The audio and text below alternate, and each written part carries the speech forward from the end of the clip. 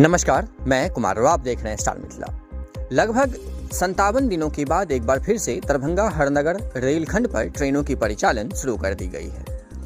23 नवंबर को इस रेलखंड पर ट्रेनों की परिचालन अपरिहार्य कारणों से बंद कर दिया गया था। अब करीब 57 दिनों के बाद इस रेलखंड पर फिर से एक बार ट्रेनों की सीटी गूंजनी शुरू हो गई है। लेकिन दुर्भाग्य है इस क्षेत्र का और इस क्षेत्र में रह रहे लोगों का, जो आज तक महज 7 से 8 किलोमीटर की दूरी पर बाबा की नगरी कुशेश्वर स्थान, जो मिथिला का बैद्यनाथ धाम भी कहा जाता है, लेकिन वर्षों बीतते चले गए, आज तक इस 7 किलोमीटर में रेल का निर्माण नहीं हो सका और मात्र हरनगर रेलवे स्टेशन तक ट्रेन सीमित रह गई।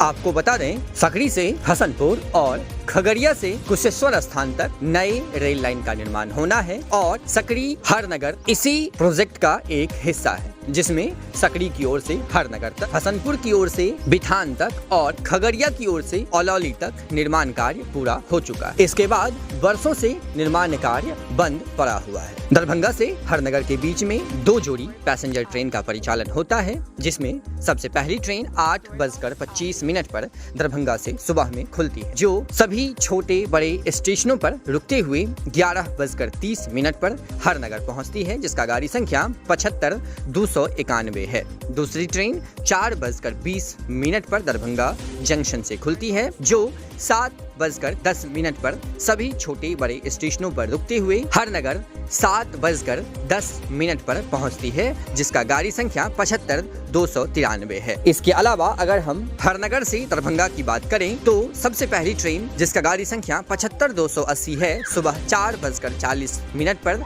हरनगर से खुलती है और दरभंगा 7:30 पर सुबह में पहुंच जाती है। वहीं दूसरी ट्रेन 2:25 पर दोपहर में हरनगर से खुलती है, जो 5:58 पर दरभंगा पहुंच जाती है, जिसका गाड़ी संख्या 75-294 है। इस ट्रेन का परिचालन इस बार ICF रैक से किया जा रहा है। पूर्व में इस ट्रेन का परिचालन DMU रैक से किया जाता था, जहां ICF रैक से परिचालन होने के बाद एक तरफ इस ट्रेन के कोचों की संख्या को घटा दी गई है, तो वहीं दूसरी तरफ इस क्षेत्र के जनप्रतिनिधि भी इस रेलखंड पर बिल्कुल भी ध्यान नहीं दे रहे हैं। अत्यधिक जानकारी के लिए आप जुड़े रहें स्टार मिथिला से।